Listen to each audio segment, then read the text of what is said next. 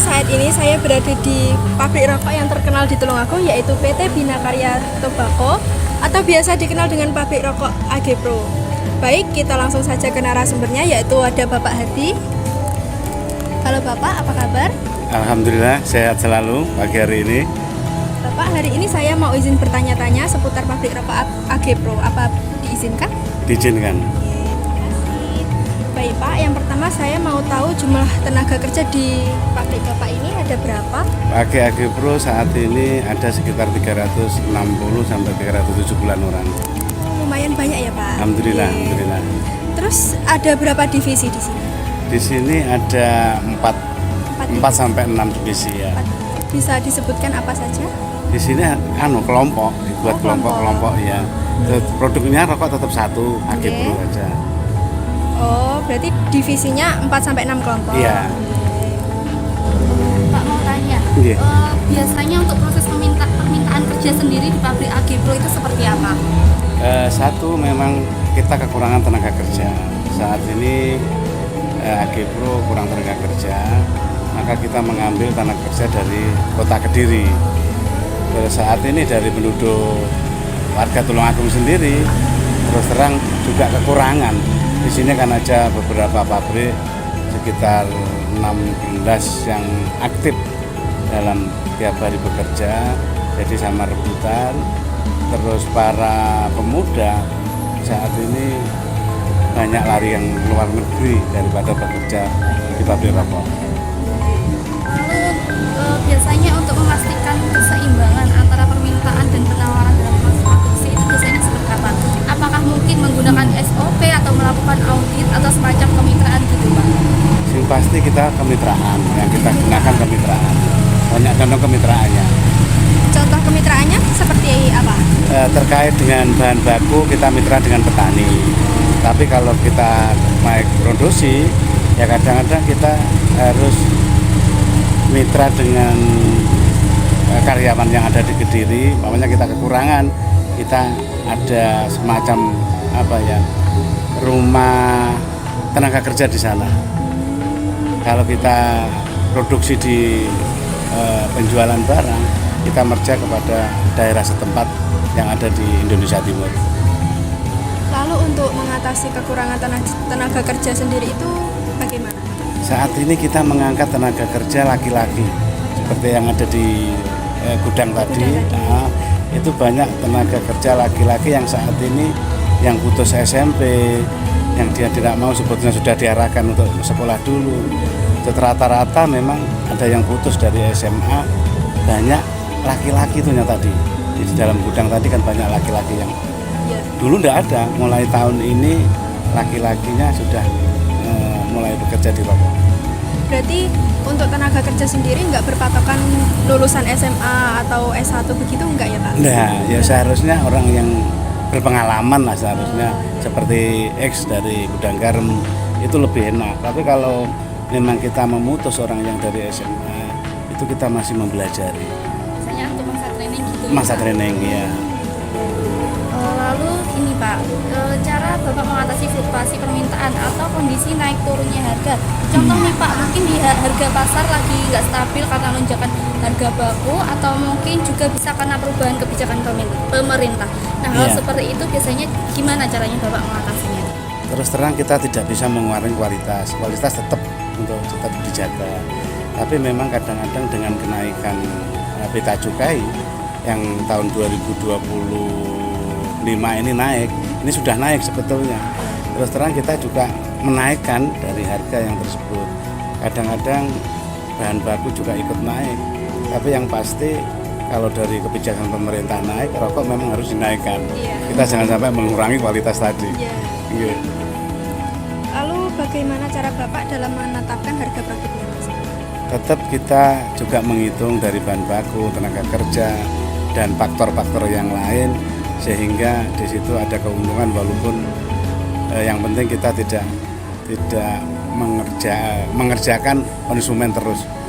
Yang pasti kita juga menghitung kalkulasi supaya bagaimana pekerja itu juga bisa terus bekerja. Berarti juga mensejahterakan karyawannya juga ya Pak? Iya pasti itu, pasti. Terus ada strategi khusus untuk produk dengan permintaan yang kurang? Lalu bagaimana cara Bapak menghadapi persaingan pasar? Terus terang saat ini rokok kan banjir dengan rokok ilegal, Ya, itu banyak. Tapi kita juga menyiasati bagaimana produk kita supaya tetap laku. Yang pasti kita sesering mungkin memang membuat event-event dan mempromosikan rokok kita. Dan yang memang wajib diberantas oleh pemerintah, rokok yang ilegal itu masih menghantui bagi pabrik-pabrik yang saat ini ada izinnya. itu cukup merugikan ya Pak pabrik? Sangat merugikan. Otomatis dari produk masing-masing itu turun. Tapi kalau rokok yang menengah ke atas, ini kelihatannya masih bertahan. Lalu untuk memasarkan produk AG Pro itu lewat apa biasanya? Satu, kita jadi lewat retail, lewat sales ke retail ke grosir, dan cara promosinya kita tetap ya pakai SPG, kata gambar-gambar yang ada di pinggir jalan, promo-promo itu yang kita kedepankan dulu. Ya. Lalu bagaimana cara perusahaan Bapak untuk mengelola biaya marginal? Ya terus terang kita itu gimana ya, kebijakan pemerintah yang saat ini terus terang menyulitkan bagi pabrik dengan kenaikan rokok, sedangkan konsumen itu harga pembelinya sekarang kan harga daya beli itu kan juga menurun. Sebab kopi itu masih ada sebab akibat sampai saat ini. Lalu untuk kebijakan pemerintah sendiri nih Pak, contoh kenaikan pajak atau perubahan harga impor itu mempengaruhi perusahaan juga ya berarti? Dampaknya biasanya ke perusahaan seperti apa? Jelas kenaikan itu jelas mempengaruhi bagi memang konsumen yang merokok kelas tinggi. Tapi kalau kelas menengah, insya Allah sampai saat ini masih belum ada perubahan. Tapi yang pasti rokok ilegal itu yang memang Merugikan ya, ya, sangat-sangat itu merugikan. bersaing di lapangan. Iya. Terakhir nih Pak, mungkin Iya. ada contoh di mana kebijakan pemerintah memberikan peluang baru untuk perusahaan. Bisa dijelaskan mungkin seperti apa peluangnya? Saat ini kalau kebijaksanaan pemerintah terhadap pabrikan rokok saat ini masih belum ada yang menguntungkan. Yang dibela sekarang memang konsumennya. Sekarang dana DHBCT sudah dana cukai itu dibuat untuk mencegah perokok. Dan banyak areal yang saat ini areal dilarang merokok itu semakin banyak. Itu sebetulnya kebijakan pemerintah yang berpihak kepada pabrik itu tidak ada. Tapi yang pasti kebijakan pemerintah sangat-sangat merugikan sekarang ngerokok harus di atas umur sekian dan kebijakan areal merokok itu semakin ditambah sekarang di areal yang sebagian itu tidak boleh merokok di tempat ini sekarang itu juga menghantui bagi pabrik. Nah, sedangkan dana cukai yang masuk ke pemerintah saat ini kan sudah kalau tidak salah 5 besar sekitar 150 triliun. Berarti saat ini belum ada peluang ya Pak buat dari kebijakan pemerintah untuk perusahaan? Belum ada. Saat ini yang kita rasakan belum ada. Nah, sebelum naik terus, tapi alhamdulillah kita masih diberi izin dan kita bisa mengaryakan orang-orang yang pengangguran termasuk di Kabupaten Tulungagung maupun di Kabupaten Kediri. Tapi perlu kami sampaikan, saya lupa bahwa karyawan, berhubung kita sulit cari karyawan di Tulungagung, kita ambil dari Kediri yang es gudang garam itu. Kalau boleh tahu visi misi dari PT Bina Karya Tobacco ini apa sih Pak? Jelas memang kalau secara kesehatan katanya orang kesehatan itu merokok buruk. Tapi yang pasti merokok itu juga mencegah dari dari kegalauan. Ya, dari stres. Nah, dari stres juga.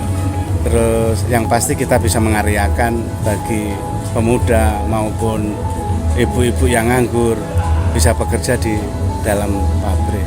Andaikan tidak ada, kemana orang yang 360 orang itu bekerja. Iya, betul. Jadi PT Karya Tobacco ini sendiri mengambil hasil tembakaunya itu dari warga-warga sekitar mungkin. Iya, ada beberapa tempat yang kita ambil Contoh ada yang dari Lombok, ada yang dari Paiton, Madura, dan Tulungagung sendiri.